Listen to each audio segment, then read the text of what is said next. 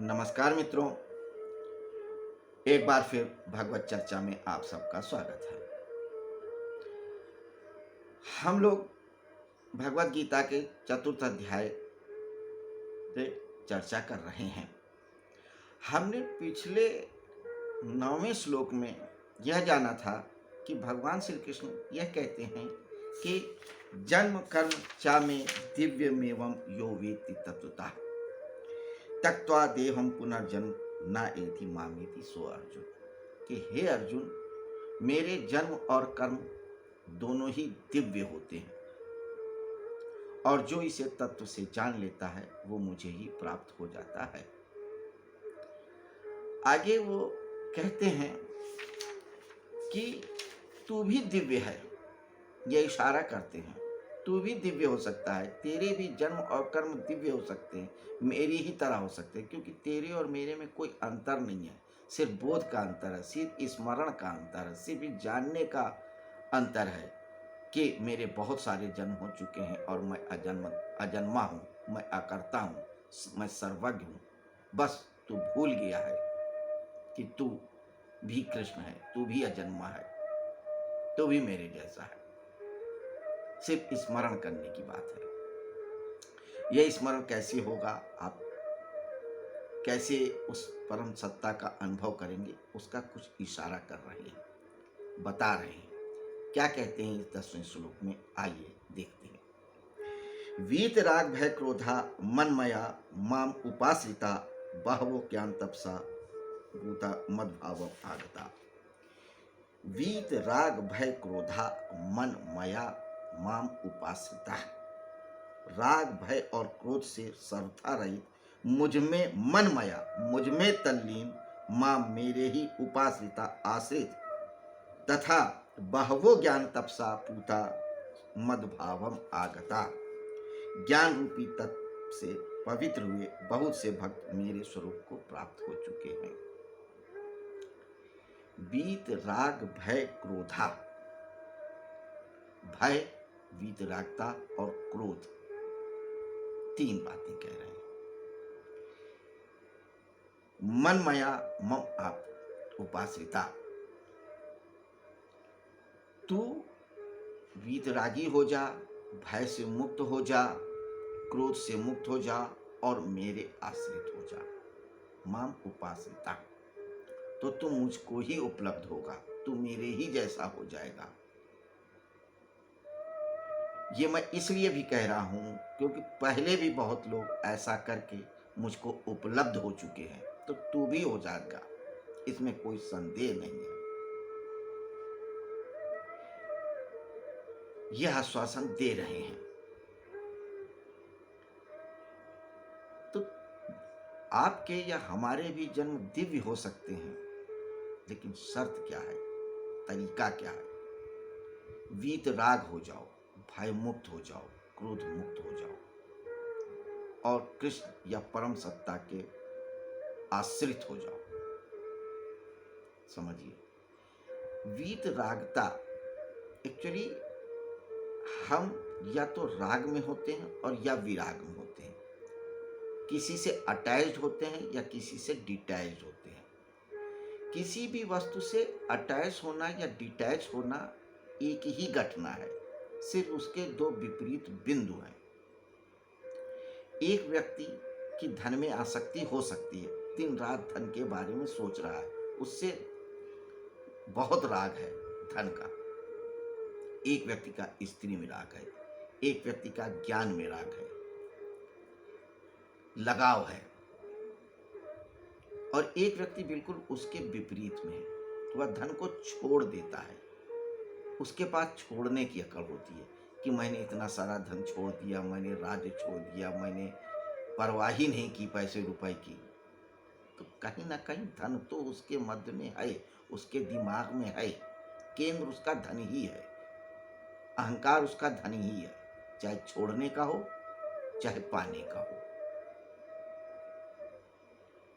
एक सन्यासी है, वह इस अकड़ में है कि बड़े से बड़ी सुंदरी आ जाए, सूरा आ जाए, कुछ भी आ जाए, अकंपित रहता है, यह उसकी अकड़ है।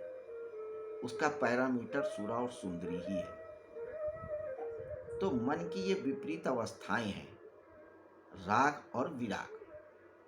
कृष्ण कहते हैं न राग न विराग, वीतराग। यानी कि धन है तो भी ठीक है, नहीं है तो भी ठीक है, जो है जैसा है वैसा ही ठीक है। न आकांक्षा पाने की और न ही विक्षोभ बिछुड़ जाने में। वीतराग, तटस्थ। तो जिस दिन तू तटस्थ हो जाएगा, हर परिस्थितियों में सम हो जाएगा, उस दिन तू मुझको प्राप्त करने के रास्ते पे बढ़ जाएगा। दूसरा बैरियर कहते हैं भय।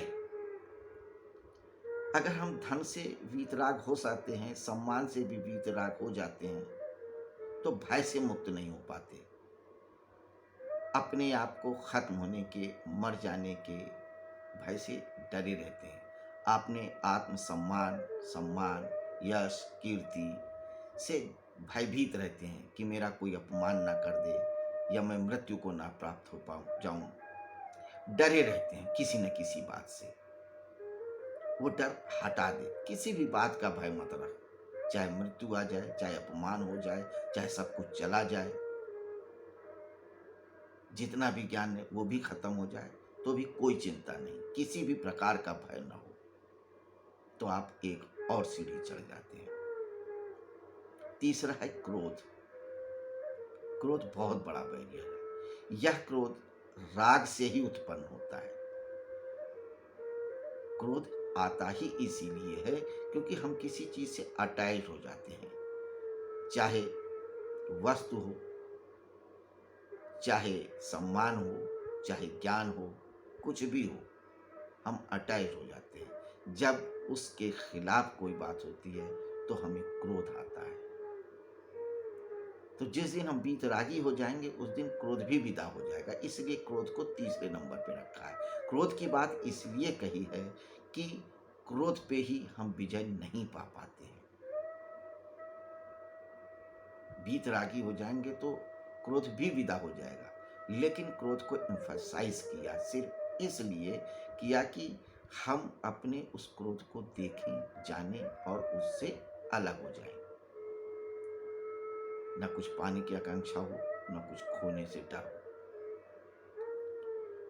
यह तीनों स्थितियों को पा जाने के बाद वह उस परम सत्ता के अधीन अपने आप को कर दे। उस कृष्ण, कृष्ण का तात्पर्य सिर्फ उस कृष्ण से नहीं है जो बंसी बजाते थे या जो अर्जुन को उपदेश दे रहे हैं, जो अर्जुन के साले हैं या जिन्होंने उपदेश दिया, उनका उससे तात्पर्य नहीं। कोई एक खूटी, कोई एक बुद्ध पुरुष जो उस पराचेतना से संबंधित हो, जो उस पराचेतना का अनुभव रखता हो, उसके आश्रित हो जाए। जहां अर्जुन से इसलिए कह रहे हैं मेरे आश्रित हो जा, क्योंकि वो सम्मुख खड़े हैं। तो आप उस परम सत्ता के अनुरूप ही हो जाएंगे।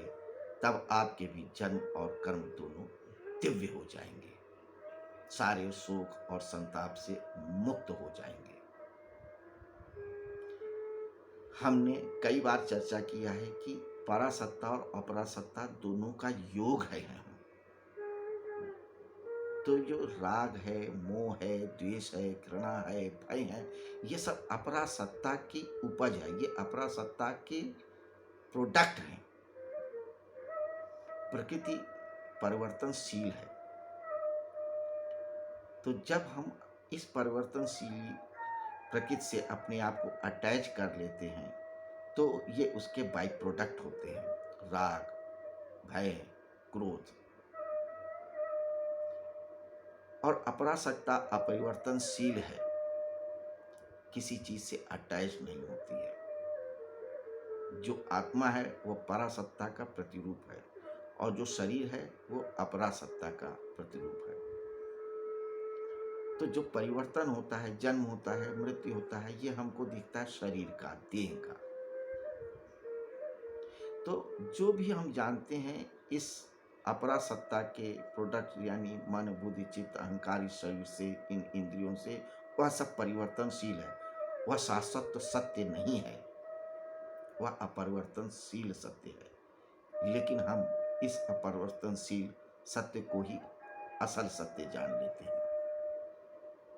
हमारा जितना ज्ञान है वह सब इंद्रियों का ज्ञान है।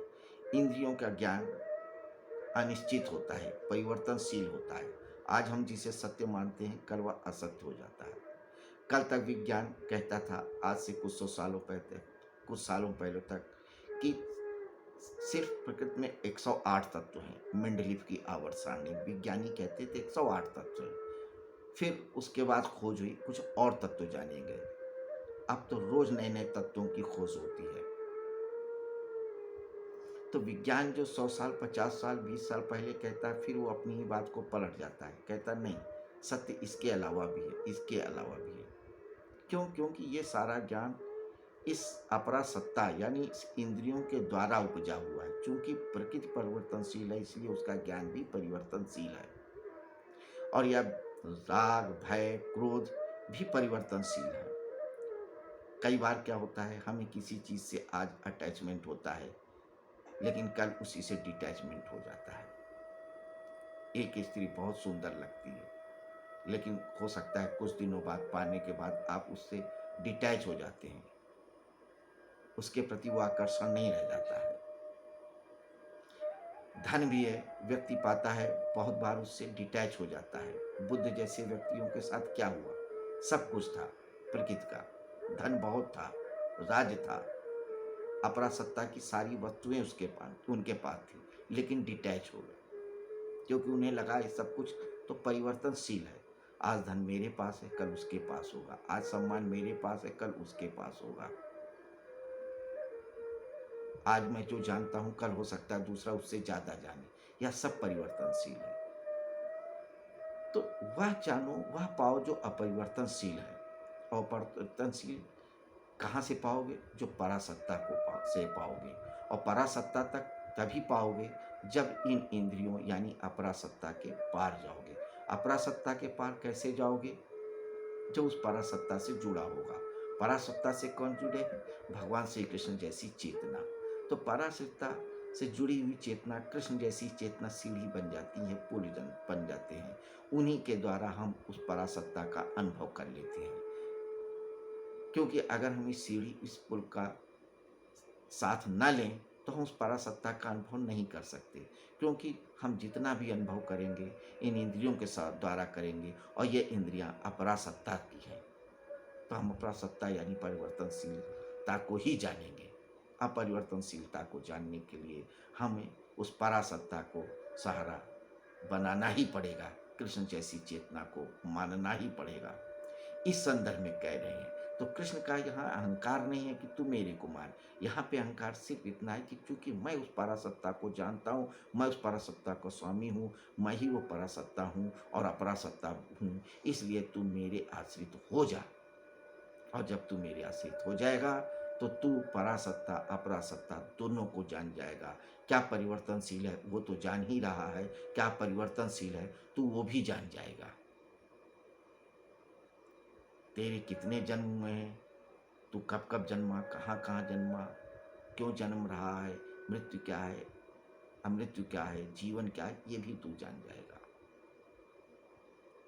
तो तुझे मालूम होगा कि यह जीवन तो सिर्फ एक नदी की धार की तरह है, जो बह रही है, बह रही है, बह रही है। और यह शरीर तो वस्त्र की तरह है, जो आज एक वस्त्र पहनता है तो कल दूसरा वस्त्र पहनता है।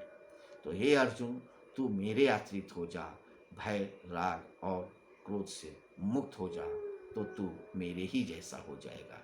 ऐसा कह रहे हैं भगवान श्री कृष्ण इस अध्याय 4 के 10वें श्लोक में। तो इस तरह हम देखते हैं कि भगवान एक एक श्लोक में पूरा का पूरा ज्ञान भर देते हैं कि कोई एक श्लोक पढ़ लो, कोई एक श्लोक जान लो, कोई एक श्लोक जीवन में उतार लो और उतर जाओ उस पार। और इस 4th अध्याय में कर्म के संदर्भ में कुछ विशिष्ट बातें बता रहे हैं। उसी संदर्भ में उन्होंने कहा है तू बस यही कर, मेरे आश्रित हो जा, तो तू निष्काम कर्म को उपलब्ध हो जाएगा। आगे अर्जुन को और किस किस तरह से समझाते हैं यह हम देखेंगे कल अगले श्लोक में। तक के लिए आपसे आज्ञा चाहूँगा। आप इसी तरह हमारे साथ भगवत चर्चा में बने रहें। नमस्कार।